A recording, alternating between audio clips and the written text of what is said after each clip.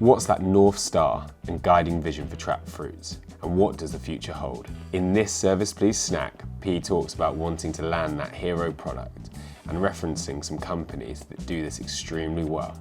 But mainly, P wants Trapped Fruits to be part of that everyday buying decision or weekly shop for their customer.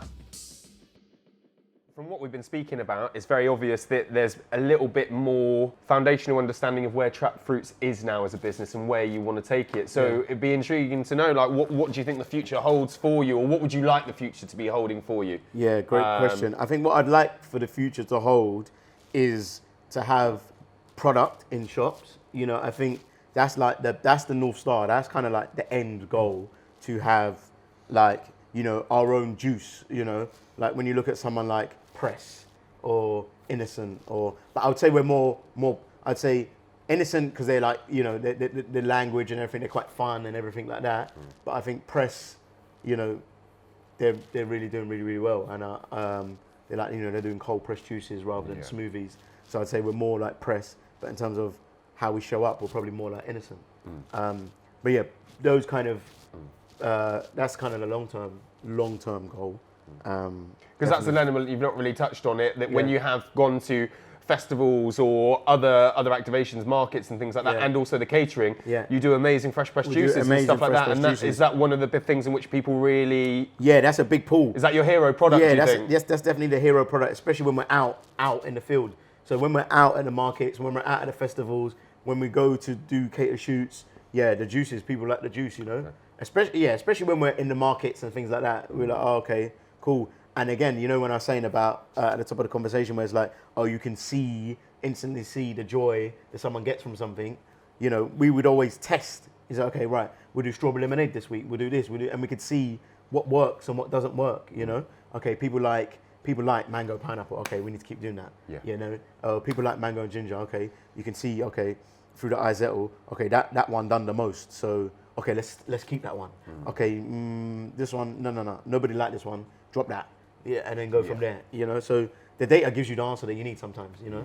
But also people, people. So I'd say the juices, definitely. So that would love to be at an end goal, but who knows, you know, it could manifest itself in other products. It could be like just dried fruit snacks, you know, like, you know, dehydrate, because we used to dehydrate, I don't know, our dehydrator's not in here, but we used to dehydrate bananas and take that to the market, and people are like, oh, nice, and just snack on that. So that could be an offering, you know. I think we're just saying juices now because it's the thing we can see, but maybe we have an array of products, you know, who knows? But that would be the goal, to have product, you know, in the shop. You know, when you're looking at people like, I don't know, man, like McVitie's, that's a biscuit that you're always going to have. You know what I mean? That's a biscuit that's there in your house. When you think of Hovis, that's just a bread that's always going to be in your house.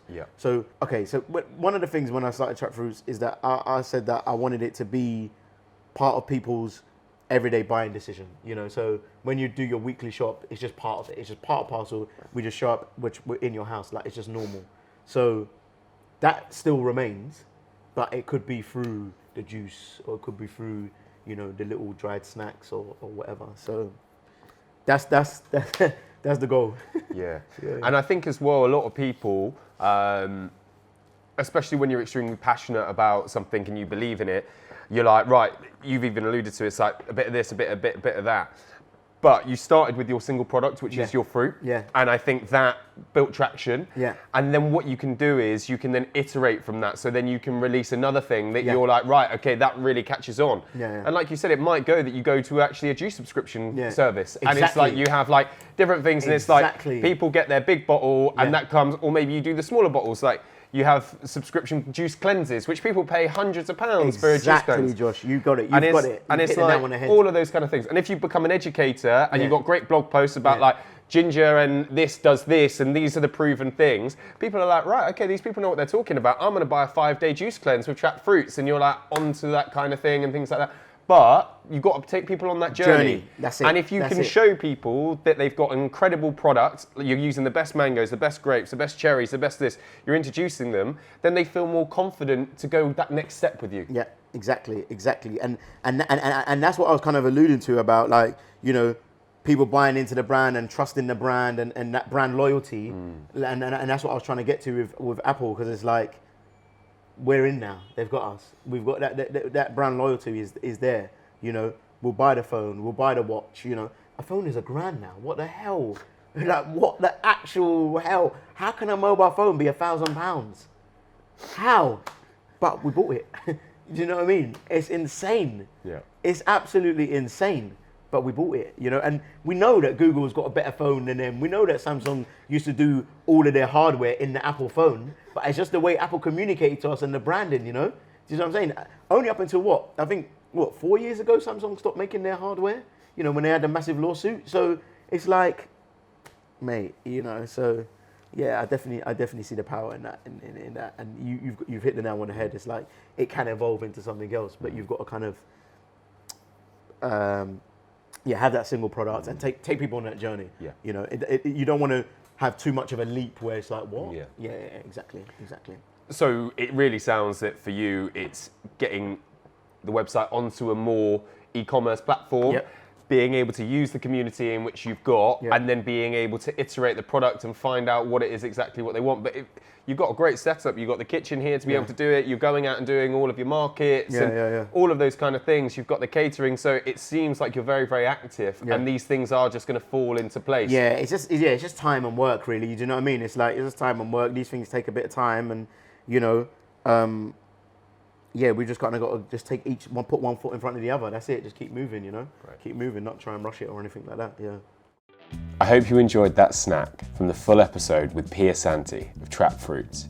If you could tell one other person about this podcast, or even use their phone to like, follow, and share, it will be much appreciated. You can also go one step further and become a patron of the podcast via www.serviceplease.io. Any monthly contributions will help amplify the voices of the hospitality and wider food industry, enabling more people to understand the innovations and daily struggles of one of the most dynamic sectors, and of course, the tastiest.